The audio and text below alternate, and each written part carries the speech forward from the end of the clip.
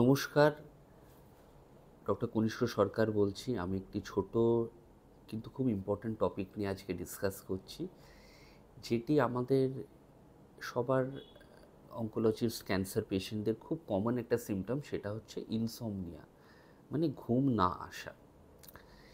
দেখুন, ক্যান্সার পেশেন্টদের যখন একটা ক্যান্সারের ডায়াগনোসিস হয়, অনেক সময় একটা অ্যাংজাইটি, একটা ডিপ্রেশন হয়।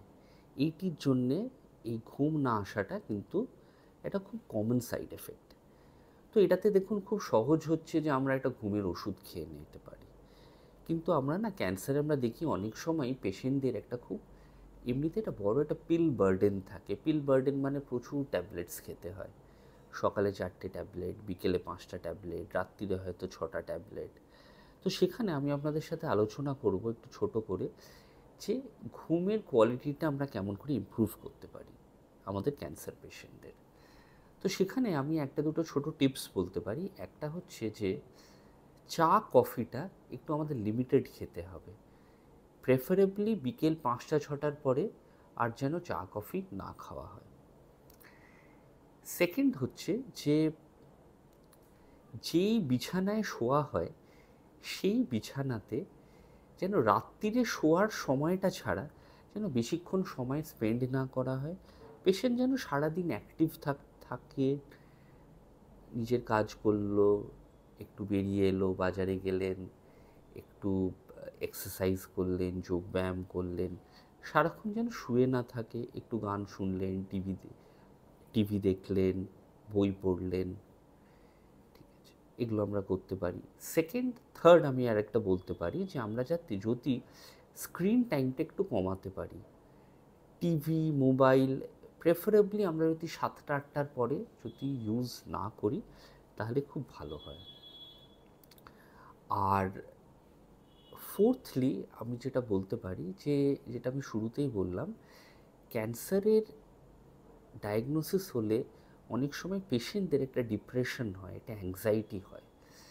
মানে ঘুম না আসাটা কিন্তু কোনো হয়তো সেই অ্যাংজাইটি ডিপ্রেশন থেকেই হচ্ছে।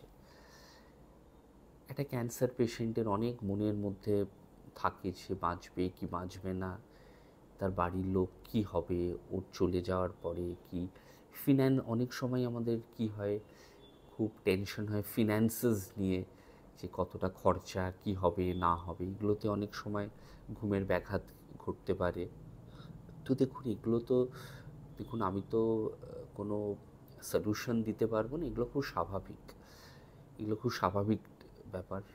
আমার পরিবারে হলে হয়তো আমারও সেই সেম সিচুয়েশন আমরা ফেস করতাম। কিন্তু যেটা আমি একটা জিনিস বলতে পারি, যে আমরা অনেক সময় এটা করি না, কিন্তু আমরা একজন সাইকিয়াট্রিস্ট, কি প্রেফারেবলি সাইকিয়াট্রিস্ট, তা নাহলে কোনো সাইকোলজিস্টের কাছে আমরা সেশনস নিতে পারি।